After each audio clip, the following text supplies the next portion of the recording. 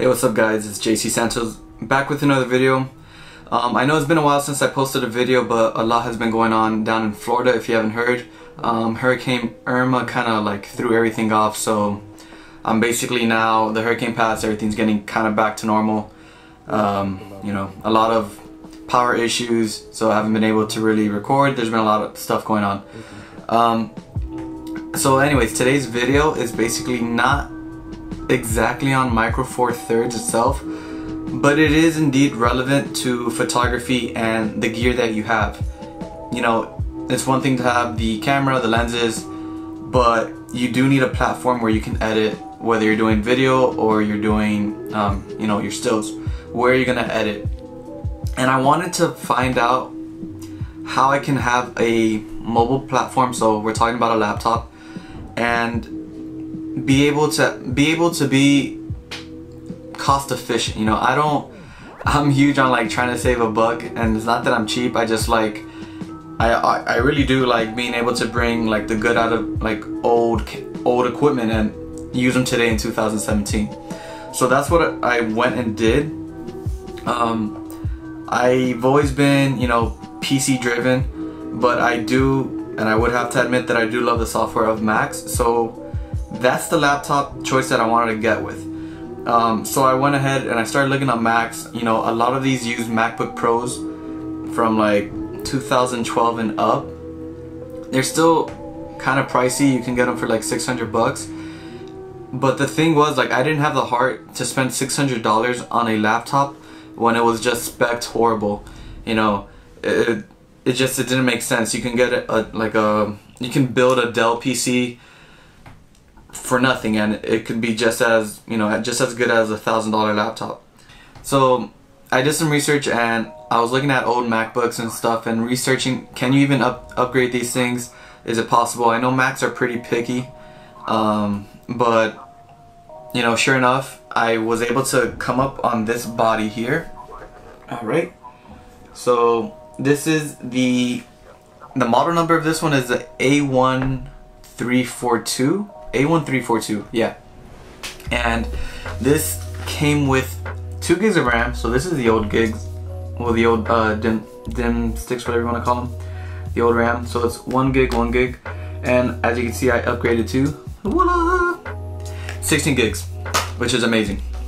Alright, and then before this had this old hard drive, which is, do we want to focus today? Maybe not. Okay, so it's a Toshiba, and it's 256 gigs of RAM, I think. Yeah, 250 gigs of RAM. And when I first got this laptop and I powered it on, it took about like 4 minutes just for it to turn on, and that was unacceptable. So that's what made me want to upgrade to an SSD, because a hard drive clearly, with the software that it currently has El Capitan.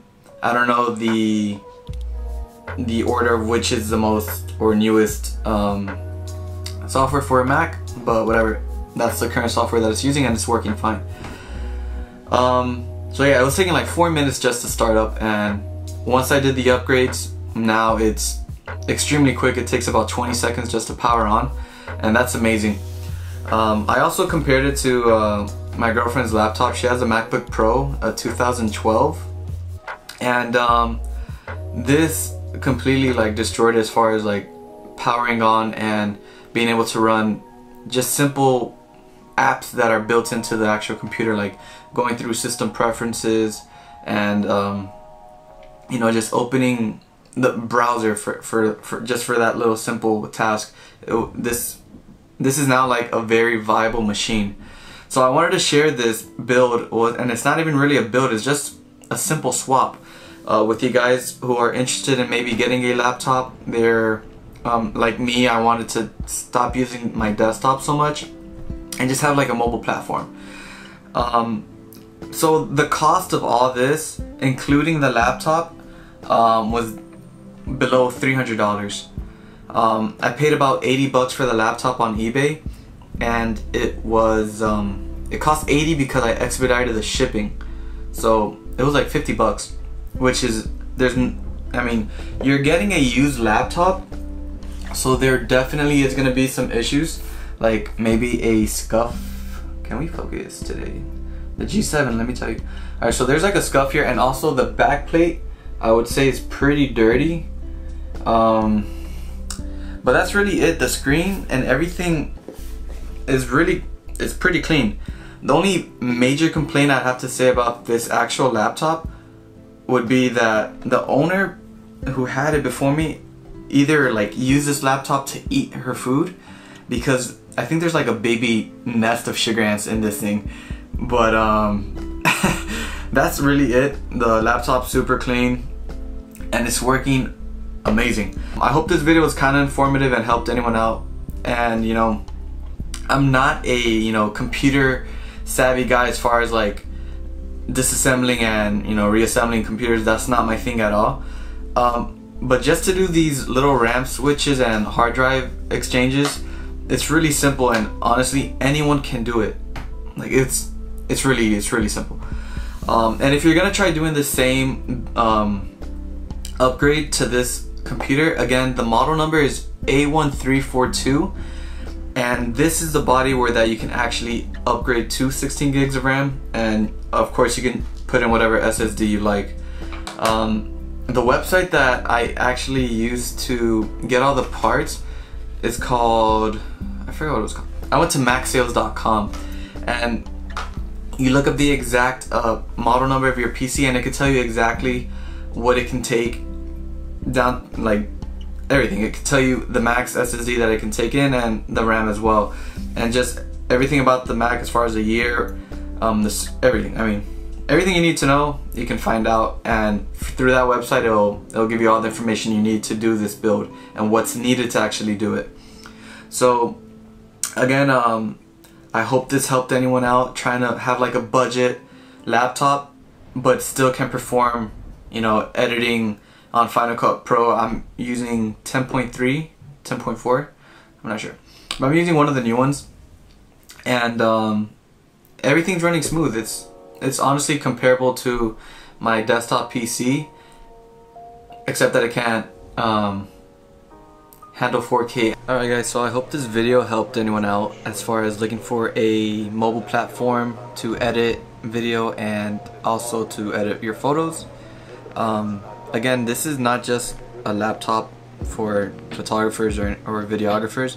This is also just generally a solid laptop, whether you're also a student like myself and you just need a good solid machine and you don't want to spend all that money. So I hope this helped anyone out that's in search for a better laptop or wants to try doing an upgrade. You really won't regret it, and if you need a new mobile machine, I definitely would recommend this. I couldn't do any screenshots or video recording. I think the one flaw on this actual laptop is trying to run the programs and record it. It got kind of laggy, so I didn't want to upload that and then it would be kind of like crappy. So, but as far as editing and opening Photoshop and Lightroom, you could just take my word for it. Everything really runs smooth. I've been using it now just to do this video, and it's running everything at 1080p on the new Final Cut Pro. I just checked again, it's the 10.3.4, and everything's good.